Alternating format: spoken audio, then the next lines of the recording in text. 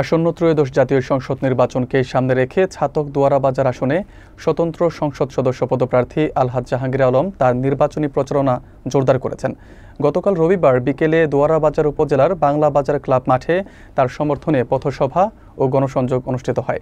প্রধান অতিথির বক্তব্যে তিনি আঞ্চলিকতার টানে উত্তর সুরমার মানুষ তাকে ভালোবাসেন উল্লেখ করে জনগণের ভোটে বিজয়ী হওয়ার দৃঢ় বিশ্বাস ব্যক্ত করেন।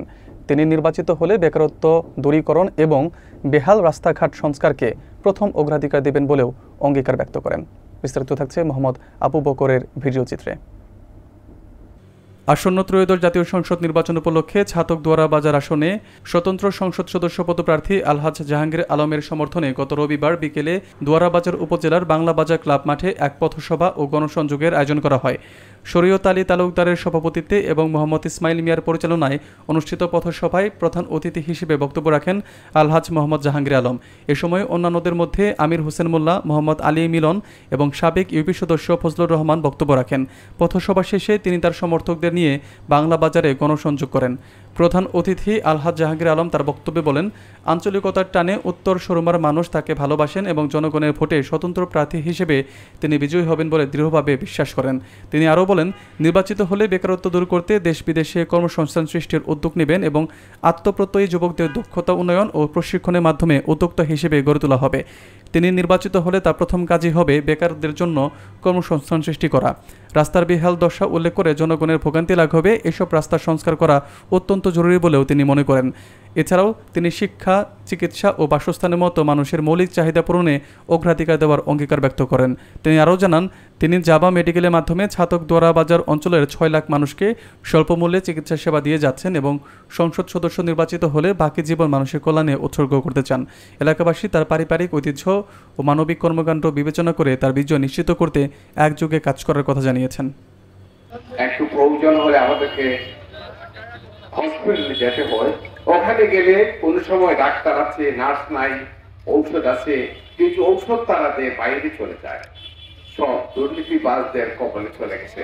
এই সব কিছু এগুলাকে নিয়ন্ত্রণে নিয়ে আসতে হবে। আমাদের এই দ্বারার মানুষ দেখার জর্জরিত। এই দ্বারার গ্যাস দিয়ে সাথে অনেকগুলো কারখানা চলছে, কিন্তু দুঃখজনক হলেও সত্য এই দ্বারার গ্যাস দ্বারাতে কোনো কারখানা নেই।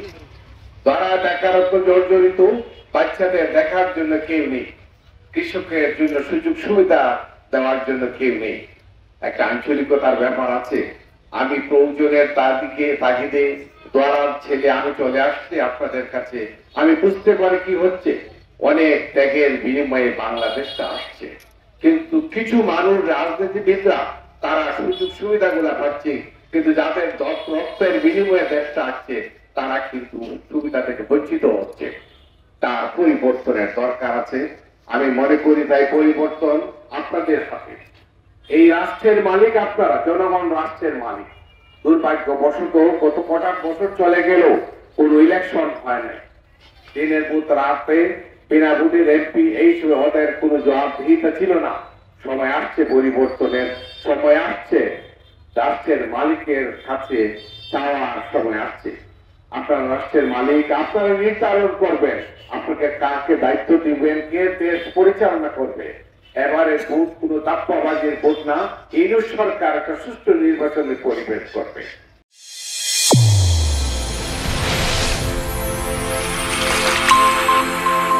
চ্যানেল A1 হৃদয়ের স্পন্দন।